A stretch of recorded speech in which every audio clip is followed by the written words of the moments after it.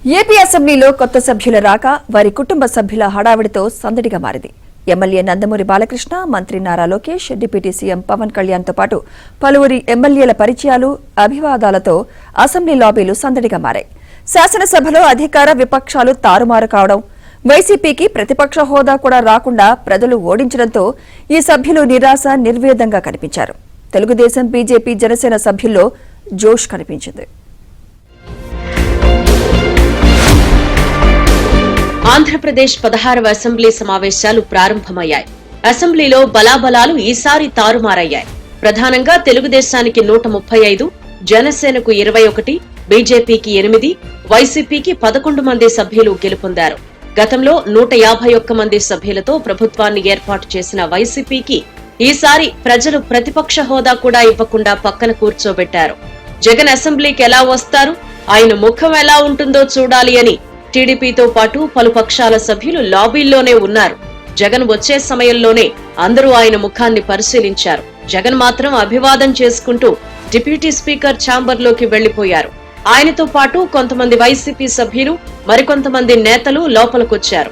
Assembly లాబీల్లో ఉండి MLA Raghuramakrishnaraju, Hindupuram MLA Nandamuri Balakrishna, హోంమంత్రి వంగలపూడి అనిత, నారా లోకేష్ లు వచ్చిన వెంటనే సభ్యులందరూ వారిని పలకరించారు. జనసేన అధినేత పవన్ కళ్యాణ్ కాన్వాయ్ అసెంబ్లీకి వచ్చిన వెంటనే నేతలు ఆయనకు ఎదురెళ్లి స్వాగతం పలికారు. అసెంబ్లీలో కూడా హీరో బాలకృష్ణ, పవన్ కళ్యాణ్లు స్పెషల్ అట్రాక్షన్ గా కనిపించారు. పలువురు ఎమ్మెల్యేలు వెళ్లి వారితో మాట్లాడారు. ఎక్కువ మంది కొత్త ఎమ్మెల్యేలు కావడంతో పరిచయాలు కూడా చేసుకున్నారు. సీట్ల కేటాయింపు, కార్యాలయాలు కూడా ఇంకా కేటాయించకపోవడంతో ఎక్కడ అవకాశం ఉంటే అక్కడ అందరూ కూర్చున్నారు. జగన్ ఓదార్పు యాత్రకు ఎందుకు వెళుతున్నారో తనకు అర్థం కాలేదని, ప్రజలు ఆయన్ను ఓదారుస్తారు అని ఉండి ఎమ్మెల్యే రఘురామకృష్ణరాజు ఎద్దేవా చేశారు.